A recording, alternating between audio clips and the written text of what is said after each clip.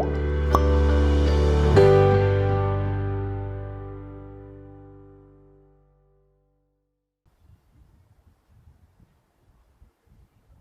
friends, this is Zubair Alam Khan and welcome to my YouTube channel The Coaching Wala. Today we will be covering the part 2 of Vice Presidents of India, Bharat के उपराष्ट्रपति. इससे पहले हम already 3 lectures में president part 1 और part 2 में और vice presidents का पार्ट 1 कवर कर चुके हैं. उन तीनों लेक्चर्स का लिंक मैंने नीचे डिस्क्रिप्शन में दे दिया है और आई बटन में भी आपको वो डिटेल्स मिल जाएंगी. सो आई सजेस्ट कि आप वो तीनों लेक्चर्स देखिए, उसके बाद ये 4th लेक्चर देखिए. ये पूरी सीरीज इन 4 लेक्चर्स की आपका प्रेसिडेंट और वाइस प्रेसिडेंट का टॉपिक कवर कर देगी. So let's start with the part 2 of Vice Presidents of India, Bharat के उपराष्ट्रपति. Hello friends, so today we will be starting with the part 2 of Vice Presidents of India, जहां पर हमने last time छोड़ा था, जहां हमें उन 6 पर्सनैलिटीज के बारे में जानना था जो वाइस प्रेसिडेंट तो रहे बट प्रेसिडेंट्स नहीं बन पाए. Part 2 of vice presidents of India हमने लास्ट स्लाइड में देखा था. Vice presidents who were not elected to the post of presidents वो थे 4th, 5th, 6th और 10th, 11th और 12th, जिसमें हमने वेंकैया नायडू ने इंक्लूड नहीं किया है बिकॉज उनके बारे में अभी हमें नहीं पता है. वो सिटिंग वाइस प्रेसिडेंट हैं तो उनके बारे में हम नहीं कह सकते कि वो आगे प्रेसिडेंट बनेंगे या नहीं बनेंगे. सो हमने अभी कवर किए हैं ये 6 वाइस प्रेसिडेंट्स जिनके बारे में हम एज ए पर्सनैलिटी आगे जानेंगे. तो नेक्स्ट हम देखते हैं गोपाल स्वरूप पाठक, जीएस पाठक, 4th वीपी, टेन्योर इनका 5 ईयर. ये हम क्यों देख रहे हैं अब इन पर्सनैलिटीज को, बिकॉज ये वो पर्सनैलिटीज हैं जो आगे जाके प्रेसिडेंट नहीं बन पाए और हमने प्रेसिडेंट्स वाले पार्ट में भी ये कवर नहीं किए हैं. तो इनके बारे में जानना जरूरी है बिकॉज ये भी अपने आप में मार्वलस पर्सनैलिटीज हैं. वाइस प्रेसिडेंट बने बट किसी कारणवश आगे प्रेसिडेंट नहीं बन पाए. सो इनके बारे में यूनिक क्वेश्चन जो मैंने पहले ही मेंशन किया था, first vice president not to succeed his superior as president, something all 3 of his predecessors did. Basically what I'm saying is, यहाँ पे हम इस सेंटेंस से क्या बताना चाह रहे हैं कि ये पहले ऐसे प्रेसिडेंट वाइस प्रेसिडेंट थे जो प्रेसिडेंट नहीं बन पाए. तो क्वेश्चन कभी भी आए कौन से ऐसे पहले वाइस प्रेसिडेंट थे जो प्रेसिडेंट नहीं बन पाए, वो थे जीएस पाठक, क्योंकि इनसे पहले तीनों वाइस प्रेसिडेंट बने. नेक्स्ट इज इन ये जज थे इलाहाबाद कोर्ट में, 2 बार राज्यसभा के मेंबर रहे, यूनियन मिनिस्टर ऑफ लॉ रहे और गवर्नर ऑफ मैसूर स्टेट भी रहे. ये इनका पॉलिटिकल अचीवमेंट था. Chancellor of Mysore, Bangalore and Karnataka university, यहाँ पर ये चांसलर भी रहे. इसके बाद एक इंपॉर्टेंट फैक्ट मुझे कहीं मिला तो ये आपको मैं बताना चाहूंगा. His son R S. Pathak, Raghunandan Swarup Pathak, was 18th CGI of India. दिसंबर 1996 इनका टेन्योर के लिए मैंने मेंशन किया. तो बेसिकली अगर हम देखें तो जीएस पाठक जो सन थे वो आर.एस. पाठक वो 18th CGI ऑफ इंडिया रहे, basically 18th chief justice of India. और आर.एस. पाठक जो थे वो वन ऑफ द 3 जजेस थे जो इंडिया से इंटरनेशनल कोर्ट ऑफ जस्टिस जो कि हेग में है वहां भेजे गए थे. तो ये भी एक इंटरेस्टिंग फैक्ट की तरह मुझे मिला तो मैंने यहाँ मेंशन किया. नेक्स्ट हम देखते हैं बीडी जट्टी. इनके बारे में हम प्रेसिडेंट वाली स्लाइड में भी देखा था but as a acting president की तरह देखा था, बट एज ए वीपी इन्होंने पूरा टेन्योर पूरा किया. ये 5th वीपी रहे बट प्रेसिडेंट नहीं बने. 3rd एक्टिंग प्रेसिडेंट थे प्रेसिडेंट फखरुद्दीन अली अहमद के टाइम पर. जब उनकी डेथ हुई तो उस टाइम पर ये एज ए एक्टिंग प्रेसिडेंट इन्होंने काम किया but as a elected president ये कभी नहीं रहे. तो इनका भी हम अगर पॉलिटिकल कैरियर देखें तो municipality member of Jamkhandi town to vice president. तो बेसिकली बहुत ही लंबा और बहुत ही छोटे लेवल से इन्होंने अपना कैरियर शुरू किया. देखिए एक म्युनिसिपैलिटी मेंबर बने थे जामखंडी टाउन के और वहां से वाइस प्रेसिडेंट तक पहुंचे और बाद में chief minister of Jamkhandi state, chief minister of Mysore state और LG of Pondicherry and governor of Odisha. ये इनका political career. Chairman of land reform committee in 1955. So basically Zamindara act resolve करने के लिए और लैंड रिफॉर्म्स करने के लिए काफी सारी कमेटीज इंडिपेंडेंस के बाद बनी थी और बीडी जट्टी उस टाइम पर 1955 में एक कमेटी के चेयरमैन थे, लैंड रिफॉर्म कमेटी के. और मैंने ये क्वेश्चन इसलिए लिख दिया है यहाँ पे बिकॉज एज ए हिस्ट्री और लैंड रिफॉर्म रिलेटेड पूछा जाता है कि 1955 की लैंड रिफॉर्म कमेटी जिसके बीडी जट्टी एक पार्ट थे, उन्होंने ड्राई लैंड और इरिगेटेड लैंड का कितना मेंशन किया था. तो 116 एकर्स एंड 27 एकर्स. ये एक एडिशनल क्वेश्चन है रादर देन इनकी पर्सनैलिटी से रिलेटेड, बट मुझे मिला तो मैंने यहीं पर मेंशन कर दिया. But yes, this is the important question कि लैंड रिफॉर्म कमेटी जो 1955 में बनी थी उसके चेयरमैन कौन थे, तो वो बीडी जट्टी थे. Next justice Mohammad Hidayatullah, 11th CGI and 6th VP. इनके बारे में हम डिटेल में देखते हैं थोड़ा सा. आप देखेंगे कि ये काफी पॉपुलर पर्सन भी थे और काफी अचीवमेंट्स भी रही इनकी. जैसे कि मैंने पहले भी लिखा, only person to hold all 3 top offices at some point of time, acting president, vice president और चीफ जस्टिस ऑफ इंडिया. तो बेसिकली ये चीफ जस्टिस ऑफ इंडिया भी रहे, वाइस प्रेसिडेंट भी रहे और एज एक्टिंग प्रेसिडेंट भी रहे. और देखिए 11th CGI थे, 11th chief justice of India थे. तो 11 चीफ जस्टिस ऑफ इंडिया ये किस टेन्योर में थे, 68 to 70। 6th वीपी इन्होंने पूरे 5 साल कंप्लीट किए अपने। और यहाँ पर एक इंपॉर्टेंट चीज, ये first Muslim chief justice of India थे, यानी कि इनसे पहले 10 चीफ जस्टिस ऑफ इंडिया रहे और ये 11 चीफ जस्टिस ऑफ इंडिया थे, लेकिन first Muslim chief justice of India थे। ये एक इंपॉर्टेंट डिस्टिंक्शन है इनके लिए। अब यहाँ देखिए कि ये एक्टिंग प्रेसिडेंट 2 बार रहे, ये भी एक इंटरेस्टिंग फैक्ट है इनके लिए कि देखिए ये एक्टिंग प्रेसिडेंट की तरह काम किया इन्होंने। ये चीफ जस्टिस थे, राइट, फिर वाइस प्रेसिडेंट बने, तो एज ए चीफ जस्टिस भी इन्हें मौका मिला एज ए एक्टिंग प्रेसिडेंट काम करने का ड्यू टू सर्टेन सिचुएशन। और जब ये वाइस प्रेसिडेंट का टेन्योर कर रहे थे अपना, तब भी इन्हें due to certain situation vice as a acting president का काम करने का मौका मिला। So basically he is a person who served as acting president 2 times on different occasions, once as a CJI chief justice of India and once as a vice president of India. और वो मैंने यहाँ पे mention कर दिया है as a tenure और fact wise अगर आपको देखना है। तो जब हमने देखा था प्रेसिडेंट वाले स्लाइड में कि वीवी गिरी ने जब रेजिग्नेशन किया था, पहले डॉक्टर जाकिर हुसैन की डेथ हुई तो वीवी गिरी वाइस प्रेसिडेंट बने, और जब वीवी गिरी ने रेजिग्नेशन किया प्रेसिडेंट के इलेक्शन के लिए,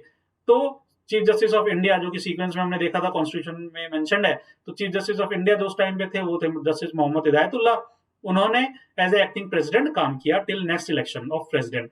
और जब ये बाद में अपने सीजीआई के बाद जब ये 1982 के आसपास कुछ टाइम के लिए, बहुत ही थोड़े टाइम के लिए, 6 अक्टूबर से 31 अक्टूबर 1982 में ज्ञानी जैल सिंह थे, वो यूएस गए थे अपना मेडिकल ट्रीटमेंट कराने के लिए। उस टाइम पर एज ए वाइस प्रेसिडेंट की कैपेसिटी से ये एज ए एक्टिंग प्रेसिडेंट बने। नेक्स्ट इनके बारे में देखिए, ये भी बहुत इंटरेस्टिंग फैक्ट मुझे एक जगह मिला कि ये अपने टाइम में, like in his time, he was youngest advocate general, right, वो यंगेस्ट एडवोकेट जनरल थे, youngest chief justice of high court थे, और यंगेस्ट जज of supreme court of India भी थे। Next teaching part time Nagpur university और PV Narasimha Rao ने नाम मेंशन किया है। ये मैं आपको बताता हूँ, ये बड़ा इंटरेस्टिंग चीज है। तो जब ये नागपुर यूनिवर्सिटी में अपना ये वहां पे प्रैक्टिस कर रहे थे नागपुर में, तो ये लॉ पढ़ाते थे नागपुर यूनिवर्सिटी में एज अ पार्ट टाइम अपने शौक के लिए भी, और यूनिवर्सिटी से एसोसिएटेड थे। तो उस टाइम पर पीवी नरसिम्हा राव इनके स्टूडेंट थे। तो देखिए वहां पर ना जस्टिस हिदायतुल्लाह को पता होगा कभी कि पीवी नरसिम्हा राव आगे जाके भारत के प्रधानमंत्री बनेंगे। तो बट ये एक इंटरेस्टिंग फैक्ट की तरह यहाँ पे आता है कि जस्टिस मोहम्मद हिदायतुल्लाह ने पीवी नरसिम्हा राव को एज ए स्टूडेंट पढ़ाया था। Next is Hidayatullah law national law university. So he is a person जिनके नाम पर रायपुर में एक यूनिवर्सिटी मेंशन है, हिदायतुल्लाह नेशनल लॉ यूनिवर्सिटी, जो 2003 में बनी in his home town Raipur. तो इनके नाम पर एक यूनिवर्सिटी भी है।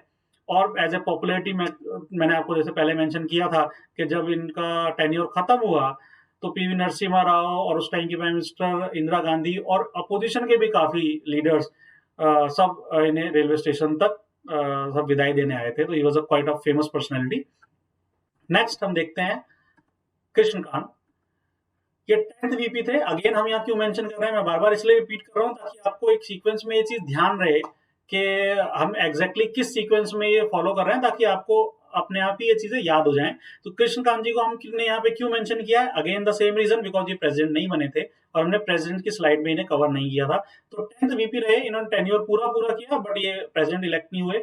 लेकिन टेन्योर पूरा नहीं किया है, एक कुछ टाइम रह गया था, और ये first and only to die in office as VP in July 2002। So basically आप ये चीज ध्यान रखिएगा कि only vice president who died in office was Krishan Kant. Quit India movement के फाइटर थे और पहले कांग्रेस में थे, बट उसके बाद इमरजेंसी वगैरह जब लगी और उसके बाद इन्होंने अपना दोबारा से देखा तो ये जनता दल में चले गए और जेपी के काफी क्लोज थे। कृष्ण कांत जी जेपी के साथ काफी एसोसिएटेड थे। जयप्रकाश नारायणन जो अपने आप में एक मार्वलस पर्सनालिटीज है, उन्हें हम सेपरेटली कवर करेंगे, लेकिन ये कृष्ण कांत जी उनके साथ काफी एसोसिएटेड थे। और ये अगर इनका प्रोफेशन की बात करें तो ये एज अ साइंटिस्ट थे, मतलब he was not a political figure earlier, he was a scientist, और ये एसोसिएटेड थे council of scientific and industrial research new Delhi में। नेक्स्ट इज ये चांसलर ऑफ दिल्ली यूनिवर्सिटी रहे, Punjab university, Pondicherry university, Assam university, north eastern hill university and Gandhigram rural university. देखिए इतनी जगह इन universities के ये चांसलर रहे। और मैंने जैसे अभी जेपी जी जयप्रकाश नारायण का नाम लिया था, तो बहुत कम लोग ये जानते हैं कि कृष्ण कांत जी जो सबसे पहला people's union of civil liberties and democratic rights, PUCL, बहुत फेमस ऑर्गेनाइजेशन है जो लोगों के राइट्स और डेमोक्रेटिक राइट्स के लिए लड़ा था।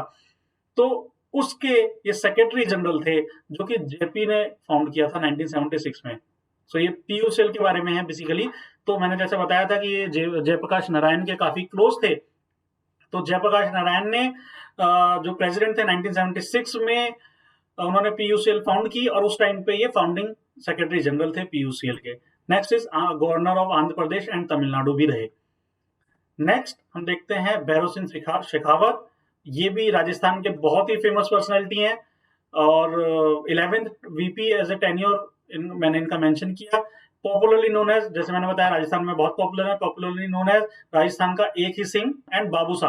तो Babusa means basically head of the family of Rajasthan, but इनका पॉपुलर नेम है, ये बाबूसा के नाम से काफी फेमस है। Only VP who fought and lost presidential election. तो बेसिकली क्या हुआ था, ये वाइस प्रेसिडेंट का टेन्योर जब इन्होंने खत्म किया तो इन्होंने प्रेसिडेंट के लिए इलेक्शन कंटेस्ट किया, बट प्रतिभा देवी सिंह पाटिल जो हमने प्रेसिडेंट्स में कवर किया है, फर्स्ट फीमेल प्रेसिडेंट जो बनी थी एपीजे अब्दुल कलाम के बाद, वो भी राजस्थान से ही थी, लेकिन भैरव सिंह शेखावत वहां पे हारे और प्रतिभा सिंह पाटिल वहां पे जीती। तो ये इस वजह से ये प्रेसिडेंट नहीं बन पाए।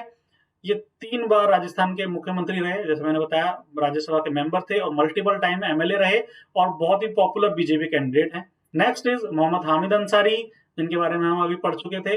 उनके वो 12th वीपी हैं। ये भी कभी प्रेसिडेंट नहीं बने, लेकिन only VP to serve 2 terms after S Radhakrishnan. तो देखिए, पहले एस राधाकृष्णन वीपी थे जिन्होंने 2 टर्म कंप्लीट की, उसके बाद सीधे 12वें वाइस प्रेसिडेंट थे जो 2 टर्म अपना कंप्लीट किया, यानी 10 साल तक ये वाइस प्रेसिडेंट रहे, बट प्रेसिडेंट नहीं बन पाए। इनका टेन्योर देखिए, और इंटरेस्टिंग है इनके अपोजिशन कैंडिडेट्स। सो पहली बार जब ये वाइस प्रेसिडेंट बने तो इन्होंने किसे हराया? इन्होंने हराया नजमा हेपतुल्ला को।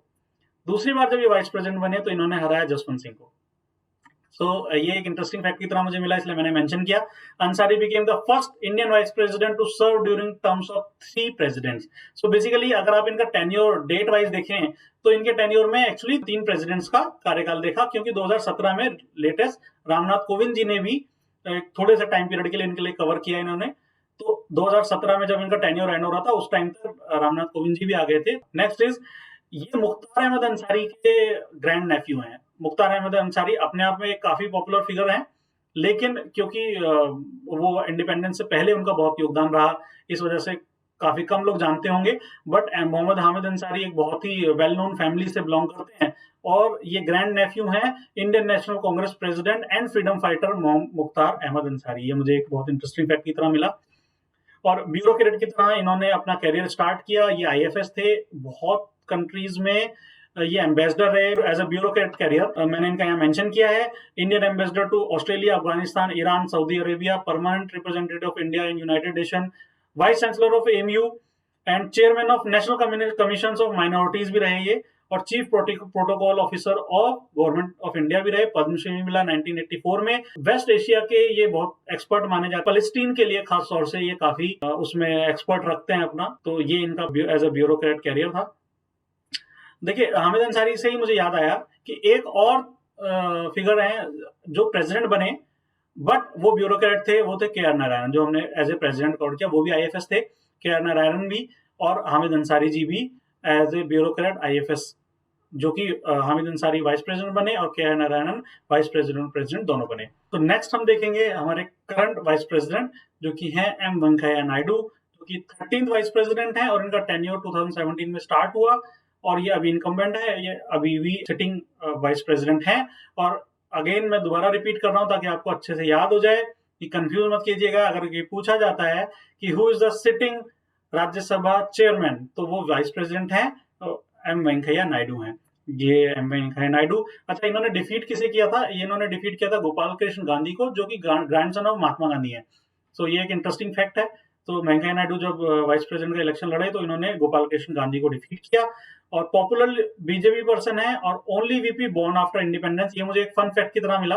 नेक्स्ट इज इनका पॉलिटिकल कैरियर। ये बहुत ही सीजन पॉलिटिशियन है और हम इन्हें अक्सर काफी टाइम से जानते भी हैं। और बहुत ही पॉपुलर बीजेपी पर्सन है और 4 बार ये राज्यसभा के मेंबर रहे। Rural development minister in Atal Bihari Vajpayee के टाइम पर, minister of housing and urban poverty alleviation and urban development and information and broadcasting, और प्रेसिडेंट ऑफ बीजेपी भी रहे 2002 एंड 2004 तक। ये प्रेसिडेंट ऑफ बीजेपी भी रहे। और इन्होंने एक ट्रस्ट फॉर्म किया था जो कि सोशल सर्विस ऑर्गेनाइजेशन है, जो कि है स्वर्ण भारत ट्रस्ट, एक सोशल ऑर्गेनाइजेशन, वो एम वेंकैया नायडू के लिए है। और एक इंटरेस्टिंग बात इनके लिए भी है कि दो ये साउथ इंडिया से बिलोंग करते हैं, बट एज अ हिंदी को ये काफी प्रमोट करते हैं। हम काफी इनकी स्पीचेस में देखते हैं, ट्राई करते हैं कि हिंदी में बात करने की, प्रोपोगेट भी करते हैं कि हिंदी को एज अ नेशनल लैंग्वेज की तरह यूज करना चाहिए सभी लोगों को। तो current vice president M Venkaiah Naidu. So अब हमने कवर किए अपने वो 6 वाइस प्रेसिडेंट जो प्रेसिडेंट्स नहीं बन पाए, और उनके अलावा जितने भी लोग थे, क्योंकि वो प्रेसिडेंट बने थे तो वो हमने कवर किए प्रेसिडेंट की स्लाइड में। सो आई बिलीव कि अगर आप पार्ट 1 पार्ट 2 ऑफ प्रेसिडेंट और फिर उसके बाद ये वाइस प्रेसिडेंट वाला पार्ट देखते हैं तो आपका ये पूरा टॉपिक अच्छे से कवर हो जाएगा। So thank you all and keep watching for more videos. Please subscribe for more videos and thanks for watching. Thank you for the time.